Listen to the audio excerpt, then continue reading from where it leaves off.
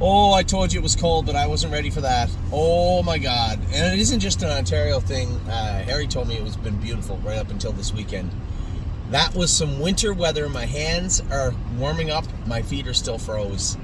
It was a cold, very windy morning in Ontario. We went with 9. I got there and Dominic said, we'll go with the 2 2-year-olds. I said, put them all together. We're not going out too many times this. 5 3-year-olds went together and 3 2-year-olds went, and James was 4 2-year-olds went together. And I said, no, we're not breaking them up into sets and 2s and 3s, 5 and 4. So I went over and asked Carl Dawson to go with 1. Carl's a good kid. His mom worked for us forever, Teresa. And Carl, I don't know if he drives much anymore. He was driving. That's a good job. He came over and went with one of the horses. So in the 3-year-old set, we had Oh Hell No, who Amy went with. She was a little spicy today, a little warm. Oh Hell No. I told Dom she wears a snake cord. And this is the contrast, right? For us and for all of you out there, and Scotty especially knows, if the horses pull at all, I don't want to add ear hoods and everything. Well, they all have ear hoods on anyway if they're a little warm, but add additional stuff. Just put a snake cord in their mouth. I don't need to try and keep them quiet and have them quiet and train them by themselves so they are quiet. The request of quietness is not what I'm getting at. It's the demand of quietness and control, and that's why we wear a lot of snake cords on the horses. I would rather train them in sets and have them like that, because they do kind of grow out of it. If you think of the horses that were runaways this year at the end of the season, even AJ at the end of the season. Now, he had enough at that point. A little tired at the end of the season, but only wore a snaffle bit the last 2 times he raced.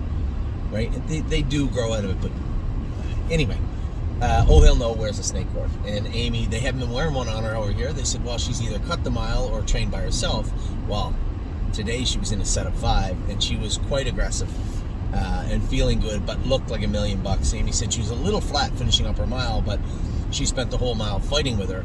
And then plus the track was deep, and it was snowing like a bugger. It was a headwind. Yeah. And a vicious headwind, and she had flip-flops on, right? Flip-flops are very difficult to get over that track with. Joe does a great job not having a track. You don't even need cork. No, and that's the one thing. It's hard to believe, but you really don't at that track. And it's flip-flops is just hard to get a hold of. Hard to get a hold of through that track. I'll tell you who really surprised me today. I went with Foxy Seaside. She was always fast. Nobody could ever say she wasn't fast. Immature, a little rude sometimes, but always had tons of speed. And that's what I was curious about. How would she be? Did she grow up any? Is she sounder? Did she mature? She always had that little rickety. She put a couple of steps in, get out of gear, and then she'd get really hot. And when she got hot, she got viciously hot. And we trained 1.5 miles. She was quiet as a kitten. And Johnny went by me down the backstretch with high hopes, and I let him go just to see what she would do.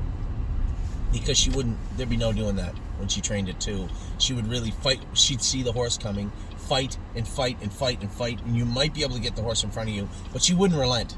She's not a horse. I always tell you guys, you always hear me say, just let them roll up in behind. They'll settle. They learn to settle training in sets.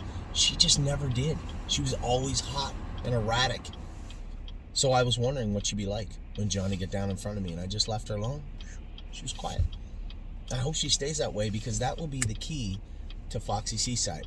She will be able to turn all the corners we wanted her to last year if she just behaves. And today was impressive. A great job by Dom and his crew. The filly looked very, very good. I was really happy with her. And another horse, Carl went with Blue Ventura, and he was quiet also. Circled up around us down the lane. Amy was in the middle. Johnny ended up beating him with high hopes. She was good. He said she was rough in the turns, but again, you can't get a hold of the track. Just let her do her work. And he did let her do her work, and she did it well. It's always nice to see a horse kind of getting rough, but looking for ways to get through it. And that's what High Hopes did today. So mentally, a big corner she's turned also. She wants to be a horse now. She wants to compete. And Bluebird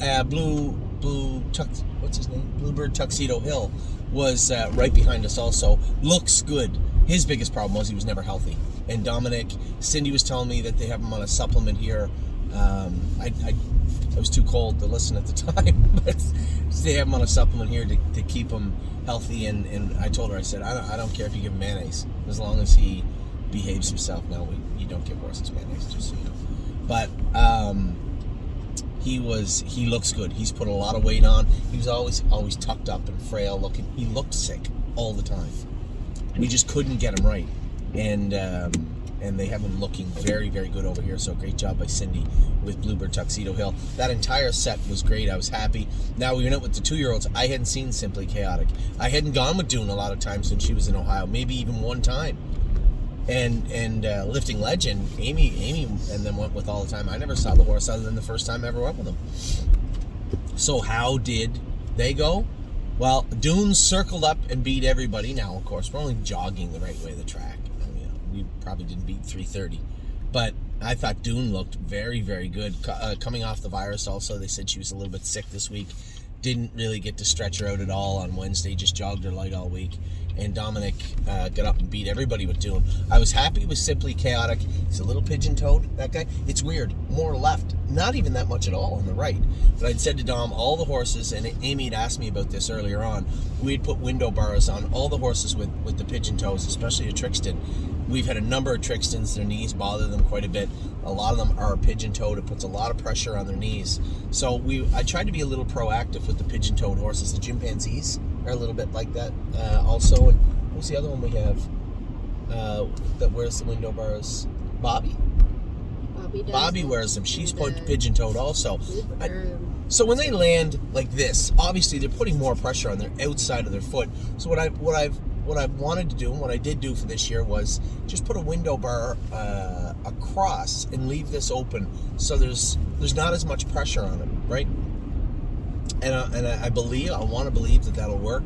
That will help them get through the summer. And as we get into those months of April, the end of April into May, when you're really starting to push them, maybe, and then you can take those window bars off or just leave them on. Who cares? And we'll see how that plays out. So, Simply Chaotic, what I'd like to do, I didn't see any issues with him at all, but I had said to Dominic, maybe what we'll do is get him fluoroscoped, and the reason being, I want to castrate him also. A couple of times I saw him lay his ears on his neck. He was just being a little competitive, but it'd be different if he was out there squealing and roaring and striking. He's not. Just hit his ears on his neck a couple of times. I said to Dom, he's a big giant Trixton. He doesn't need his testicles. What I'm thinking is we fluoroscope him. If anything is found, we castrate him and take that OCD out. I don't see any. There's nowhere I can say, oh, for sure, here or there. He looked perfect to me, but let's make sure, because we are going to have that probably 2-week period at Christmas time when we can pull OCDs out and castrate horses, and then they just have that rest right before the first of the year starts. So I'd said to Dom, maybe fluoroscope him. If anything is found, you can castrate him, and then also they can operate on, as they're taking the OCDs out, they can castrate him when he's on the table. So it's a closed castration. It's a little cleaner, a little neater, and then you don't have to worry about any of that stuff. So I was very happy with Simply Chaotic. Lifting Legend has looked great. He's been fine in Ohio also, and then James's horse looks good too, the chimpanzee filly. So I was happy. 9 of them went out in the track. It was so cold. And all 9 of them looked very, very good from what I could tell. Wait, I'm missing 5. I'm counting more James's horse, one of the 9. Yeah. So all 9 went out in the track, and very, very happy with what I saw from everybody. 0 complaints about anything that took place today, except the weather. I am going to complain about the weather. Now, Ollie has a fitting for his uniform for the Guelph Royals. We'll talk more about the Guelph Royals in the new year.